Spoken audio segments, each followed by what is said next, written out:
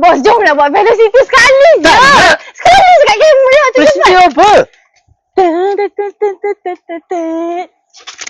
Tak nak. Kambing. Kambing? Bos tak kambing? Sekarang kalau nak korban, jom korban dengan Icon Farm serendah RM499 sahaja. Seekor kambing di Mekah. Tapi kalau cuba kalau lembu pula? Kalau lembu pula, serendah 785 sebahagian di Malaysia. Yes. Tapi kalau korang nak seekor pun boleh. Seekor 4890 sahaja.